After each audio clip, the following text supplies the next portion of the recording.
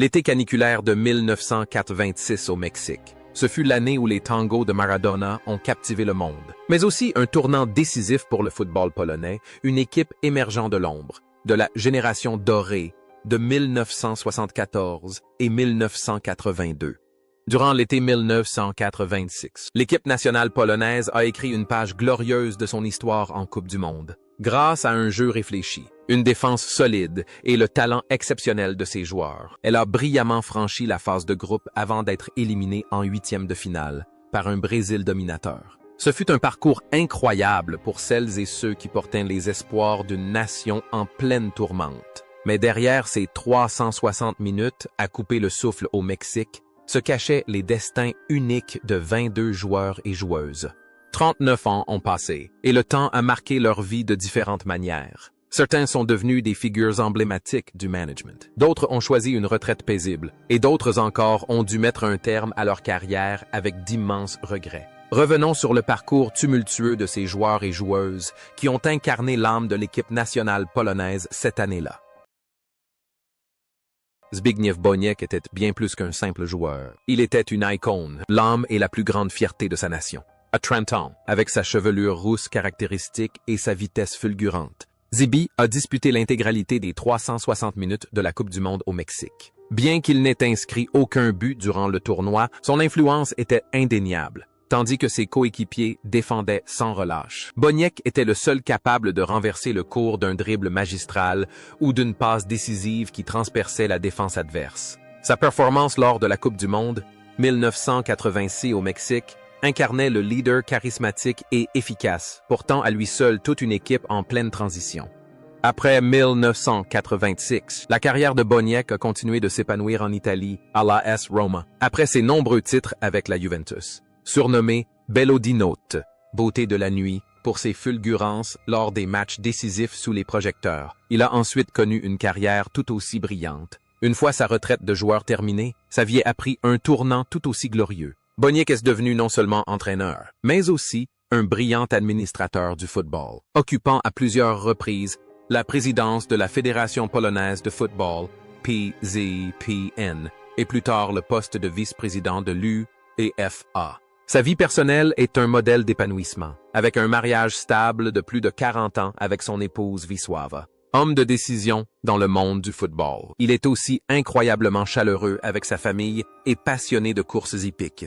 Plus étonnant encore, l'image d'un maestro charismatique sur le terrain a étrangement reflété sa vie privée. Dans la vie, il demeure la force motrice, celui qui a sorti le football polonais de l'ombre et l'a propulsé sur la scène internationale. Aujourd'hui, 69 ans, Zbigniew Boniek reste l'une des voix les plus influentes du football européen.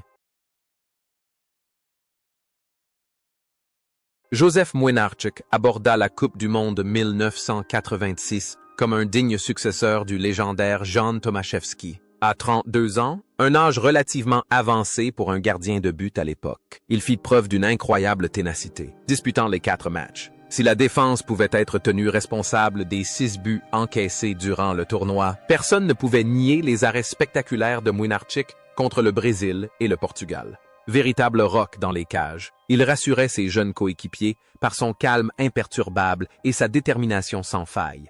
Le parcours de Młynarczyk après la Coupe du Monde 1986 au Mexique est véritablement légendaire. Il rejoint le FC Porto, où le gardien polonais atteint les sommets du football mondial, remportant la Coupe d'Europe des clubs champions, C1, en 1987, face au Bayern Munich lors d'une finale historique. Sa vie témoigne d'une persévérance sans faille, d'une ascension tardive, mais d'une réussite exceptionnelle. Après sa retraite, il continue de contribuer au football en tant qu'entraîneur des gardiens, formant des générations de gardiens polonais de talent. En dehors des terrains, Młynarczyk est un homme discret, menant une vie simple et loin des projecteurs. L'image du héros silencieux dans les buts semble être devenue indissociable de sa vie. Il n'a pas besoin de louanges, seulement de la satisfaction d'avoir rempli ses obligations. Aujourd'hui, 72 ans, Józef Młynarczyk vit une vie paisible, apparaissant occasionnellement sur les terrains d'entraînement pour inspirer les jeunes gardiens.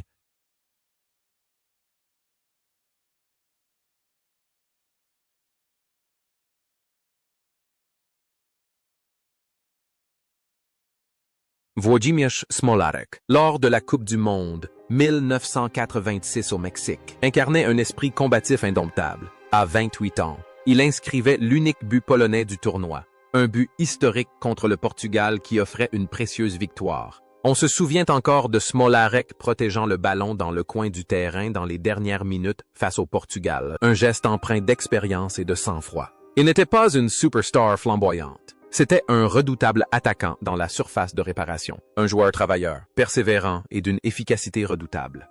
Après la Coupe du Monde, Smolarek s'installe aux Pays-Bas pour jouer et devient une véritable idole au Feyenoord et au FC Utrecht. Il était apprécié pour sa sincérité et son professionnalisme exemplaire. Il menait une vie paisible auprès de sa famille, se consacrant à nourrir la passion de son fils Eusebius A.B. Smolarek pour le football, qui deviendra lui aussi une star de l'équipe nationale. Sa carrière et sa vie furent un engagement constant.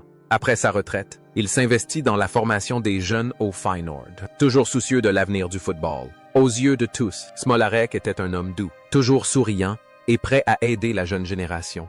Cependant, ce parcours glorieux et émouvant s'est brutalement interrompu. Le 7 mars 2012, Włodzimierz Smolarek s'est éteint paisiblement dans son sommeil, à son domicile. À l'âge de 54 ans, sa disparition a laissé un immense vide dans le cœur des supporters de football polonais et néerlandais. Son héritage ne se limite pas à son but lors de la Coupe du Monde 1986 au Mexique, ni à son talent exceptionnel de dribbleur. Il incarne également un exemple de dévouement et un esprit footballistique qui continueront d'inspirer la génération de son fils.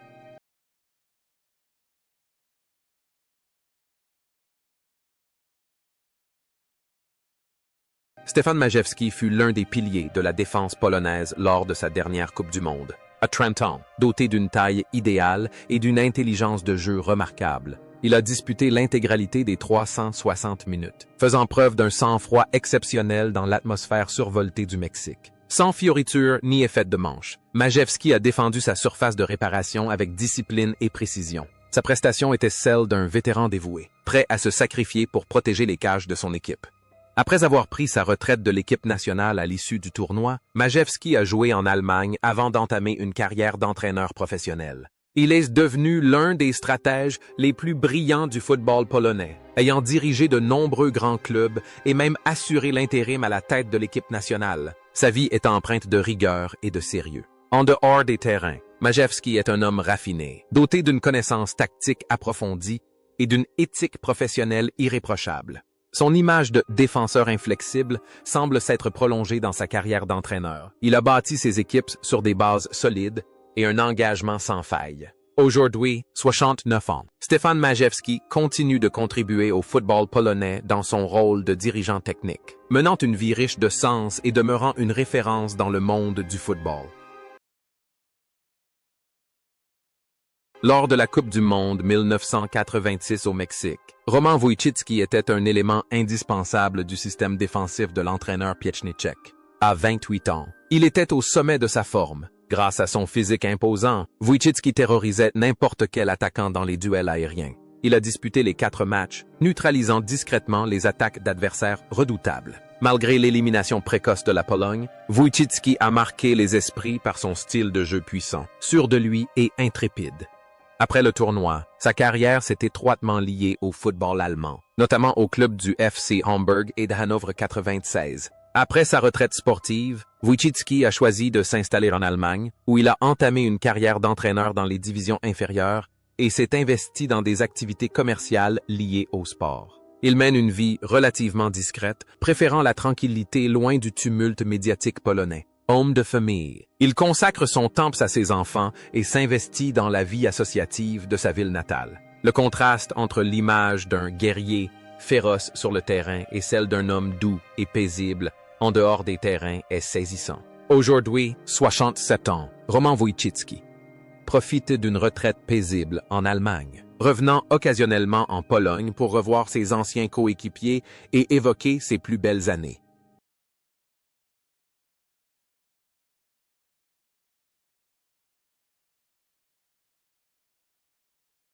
Marek Ostrowski est une révélation sur l'aile. À 26 ans, il apporte la jeunesse et l'endurance nécessaires à une équipe de Pologne vieillissante. Jouant l'intégralité de la rencontre, Ostrovsky s'est montré infatigable, contribuant aussi bien en défense qu'en attaque. Sa performance au Mexique a démontré un courage exceptionnel, celui d'un joueur qui a atteint le statut de classe mondiale grâce à une détermination hors du commun. Après la Coupe du Monde, la carrière d'Ostrovsky a continué de s'épanouir au Pogoń Szczecin avant son départ pour l'Autriche. Ses coéquipiers l'appréciaient pour sa sincérité, sa gentillesse et son professionnalisme. Après sa retraite internationale, il a mené une vie discrète, se faisant rare en public. Il s'est consacré à sa famille et à l'entraînement de clubs locaux, gardant précieusement en mémoire ses années passées sous le maillot de l'équipe nationale.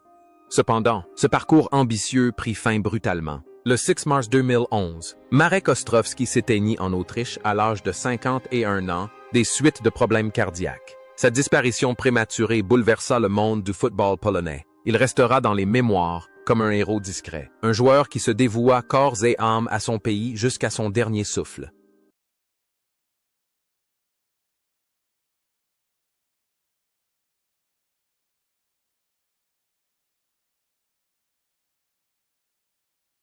Dariusz Dziekanowski, surnommé Jackie, incarnait le plus grand espoir du football polonais chez les jeunes lors de la Coupe du Monde 1986 au Mexique. À 23 ans, avec son physique avantageux et son jeu technique, il était pressenti pour succéder à Boniek. Dziekanowski a disputé les 4 matchs, faisant étalage d'une technique de dribble éblouissante et d'une intelligence tactique remarquable. Véritable artiste sur le terrain, il a insufflé une dimension artistique au jeu parfois rigide de l'équipe cette année-là.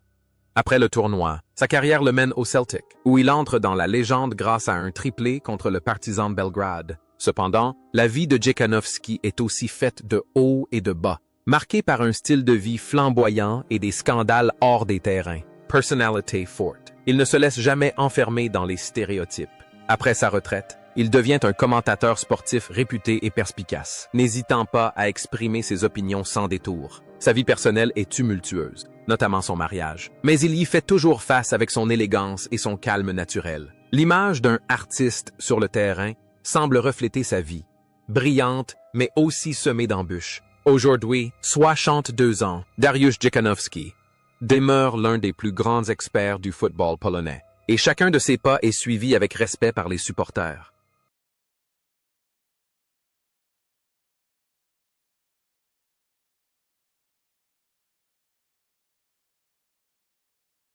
Jan Urban aborda la Coupe du Monde, 1986 à 24 ans, jeune attaquant prometteur doté d'un jeu intelligent et d'une grande variété de finitions.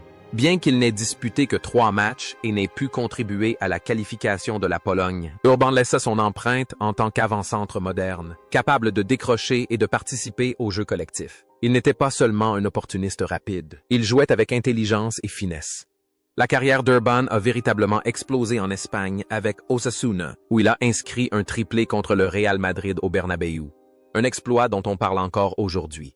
Après sa retraite de joueur, il est devenu l'un des entraîneurs les plus titrés du football polonais moderne, menant le Legia Varsovie à de nombreux titres nationaux. Sa vie personnelle est stable et discrète. C'est un homme intègre et responsable. Il semble que l'image d'un héros discret sur le terrain soit devenue son mode de vie en dehors. Aujourd'hui, à 63 ans, Jan Urban continue de relever de nouveaux défis sur le banc de touche, sa passion restant intacte.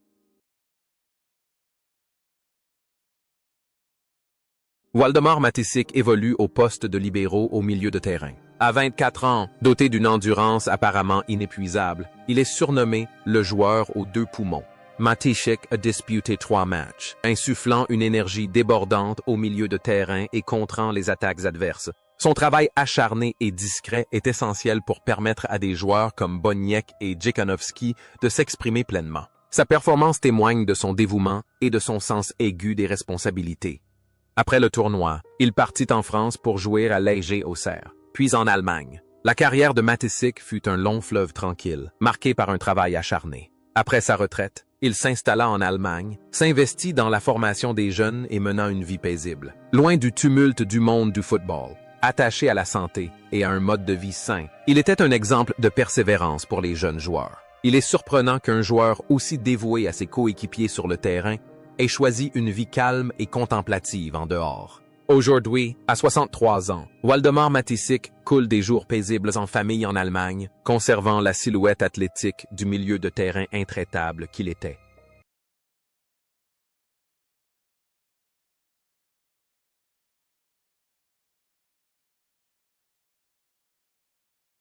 Richard Komornicki participa à la Coupe du monde 1986 au Mexique à l'âge de 26 ans. Milieu de terrain central au style de jeu rigoureux et discipliné. Il dispute 3 matchs, orchestrant la distribution du ballon. Sans être particulièrement spectaculaire, Komornicki contribua grandement à l'équilibre de l'équipe. Il joua avec sérénité et une excellente lecture du jeu. Après avoir connu le succès avec le Gornik Zabrze, il s'installe en Suisse pour y jouer et y vivre. Sa carrière d'entraîneur en Suisse est également couronnée de succès, faisant de lui l'un des experts les plus respectés. Son parcours de vie est marqué par l'intégration et l'épanouissement. En dehors des terrains, c'est un homme poli et ouvert d'esprit, toujours attaché à sa Pologne natale. Son image de meneur de jeu sur le terrain semble se refléter dans sa carrière d'entraîneur. Il construit le style de jeu de son équipe avec patience et vision. Aujourd'hui, 65 ans, Richard Komornicki continue d'être un expert du football en Suisse, menant une vie riche et accomplie.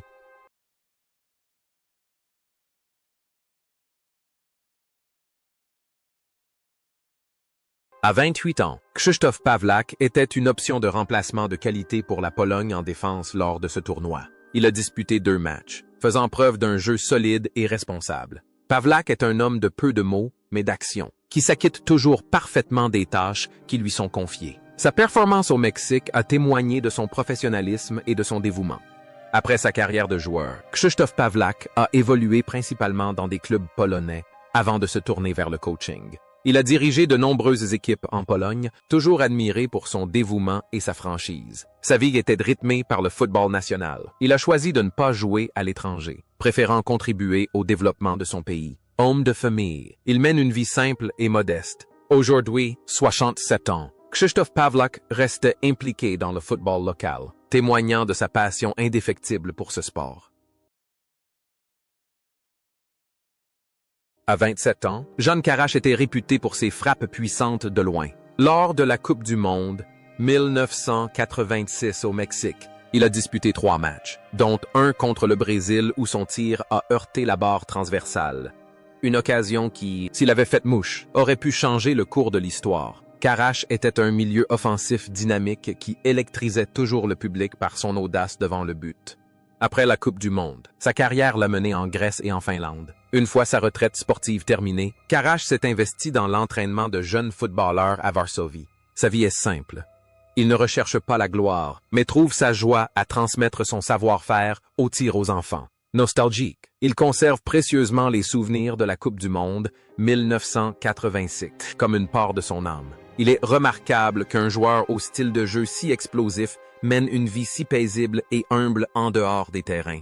Aujourd'hui, 66 ans, Jan Karaś participait encore occasionnellement à des matchs amicaux, rappelant aux fans sa frappe tonitruante d'antan.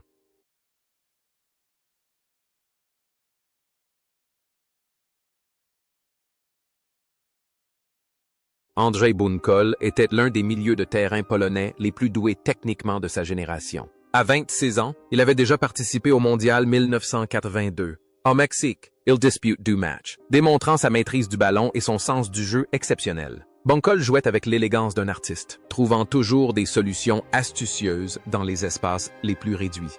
Après 1986, Bunkol s'installe en Allemagne pour jouer au football, remportant notamment la Coupe UEFA avec le Bayer Leverkusen en 1988. Il acquiert la nationalité allemande et s'établit en Pologne, où il travaille pendant de nombreuses années au sein du staff technique des jeunes du club polonais. Sa vie est marquée par une stabilité admirable, calme, intellectuelle et extrêmement professionnelle. Bunkol a choisi de vivre loin des médias, se consacrant à son travail et à sa famille. Aujourd'hui, 65 ans, Andrzej Bunkol coule des jours paisibles en Allemagne et reste dans les mémoires comme l'un des milieux de terrain les plus talentueux de l'histoire du football polonais. Kazimierz Przybysz participa à la Coupe du monde 1986 à l'âge de 25 ans. Défenseur prometteur du Gornik Zabrze, il joua 2 matchs et joua un rôle crucial dans le système défensif. Przybysz évoluait avec force et passion, n'hésitant pas à s'engager physiquement. Malgré un temps de jeu limité, il incarna le caractère typique d'un joueur silésien, la ténacité et la loyauté.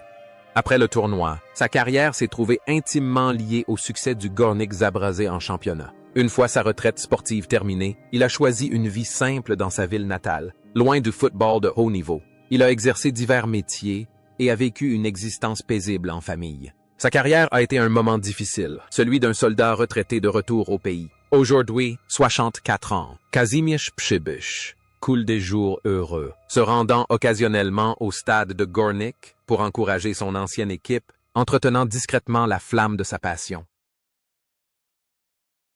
Ryszard Tarasiewicz, à 24 ans, incarnait le nouvel espoir du milieu de terrain polonais. Bien qu'il n'ait disputé qu'un seul match lors de ce tournoi, son talent était indéniable. Tarasiewicz possédait des coups francs spectaculaires et un style de jeu d'une élégance rare. Il représentait la nouvelle génération de joueurs polonais, modernes et d'une grande créativité.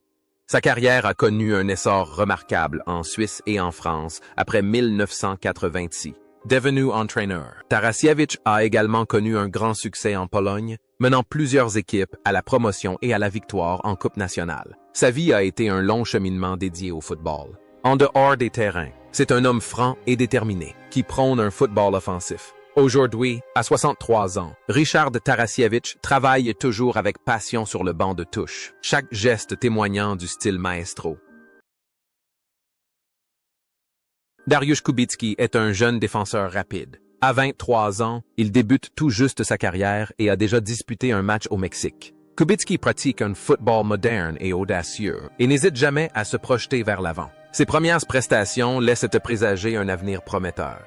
Sa carrière a ensuite pris son envol sur la scène internationale lorsqu'il a rejoint l'Angleterre pour jouer à Sunderland et Aston Villa. Il est devenu l'un des rares joueurs polonais à connaître le succès dans les premières années de la Premier League. Après sa retraite, il est devenu un entraîneur chevronné. Sa vie a été un voyage constant, entre l'Europe de l'Est et l'Europe de l'Ouest. En dehors des terrains, Kubicki est un homme fort, déterminé et visionnaire. Aujourd'hui, 62 ans, Dariusz Kubicki continue de contribuer au football à travers différentes fonctions. Sa passion restant intacte